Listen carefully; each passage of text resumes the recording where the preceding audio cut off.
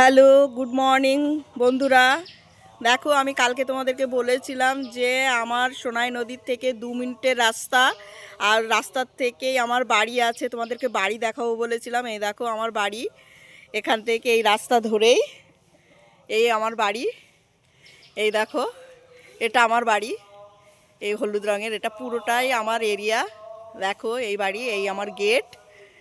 আর এই গেটটা কিন্তু দেখো নতুন করা হয়েছে, বেশি দিন হয়নি।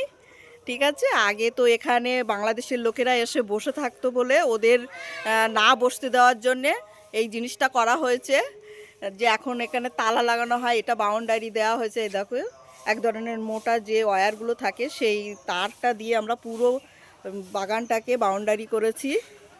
এই দেখো, এটা রাস্তা, বিএসএফরা যাতায়াত করে এই রাস্তা দিয়ে। আগে মেন রাস্তা, বিএসএফ ক্যাম্প আছে, এই রাস্তার থেকেই যেতে হয় বিএসএফ ক্যাম্পে। আমি একদম বিএসএফ ক্যাম্পের কাছেই থাকি, একদম মেন 0 পয়েন্টেই থাকি। তা প্রথমেই আমি বলেছি আমি 0 পয়েন্টে থাকি। আর এটা খুব সুন্দর জায়গা। এই দেখো, এই আমার বাগান। এই দেখো, এই দেখো বাগানে এই পরিষ্কার করছে আমার যা হয় এটা। বুঝতে পারছো, এই আমার যা। হ্যাঁ, আর আমাদের আরেকটা বাড়ি আছে, আমার শ্বশুর বাড়ি আছে, সেটাও তোমাদের আগের যখন ভিডিও বানাবো তার ভিতরে তোমাদেরকে তুলে ধরবো। এই দেখো আমার বাড়িটা, দেখতে পেয়েছো? এই আমার বাড়ি। এই দেখো, এই উইন্ডোটায় জল আসে বৃষ্টি হলে, ওর জন্য আমি এটা পেপার দিয়ে ঢেকে রেখেছি, কেননা কাজগুলো খুব হয়ে যায়, ঘোলা হয়ে যায়, ওর জন্য আমি এটা পেপার দিয়ে ঢেকে দিয়েছি। এটা কি উপরের ছাদটা অনেকটা কম আছে ওর জন্যে। এ দেখো এই জানলাটা দেখছো, এখানে আমার রান্নাঘর। ওই দেখো গ্যাস হয়তো দেখা যাচ্ছে ভিডিওতে, এটা আমার গ্যাস।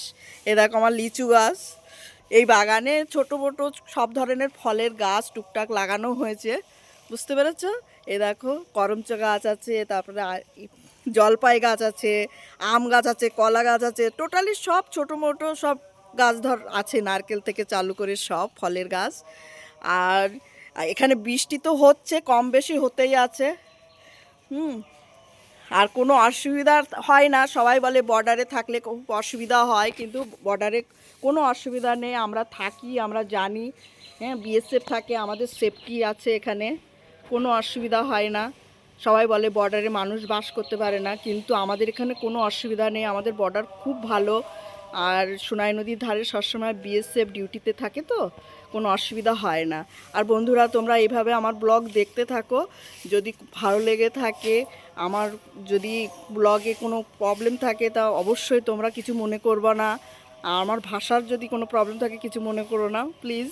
আর আমার লাইক, ফলো, শেয়ার করো আমার ভিডিওটাকে আগে পৌঁছানোর জন্যে, তোমরা আমার সাথে থেকো। আর আগের ব্লগ আবার একটা বানাবো, সেটা আমার আগে পুরনো বাড়ি আছে আমার একটা, সেই বাড়িটাও আমি দেখাবো আমার। ঠিক আছে বন্ধুরা, তাহলে তোমরা এইভাবে দেখতে থাকো আর আমার সাথে থাকো।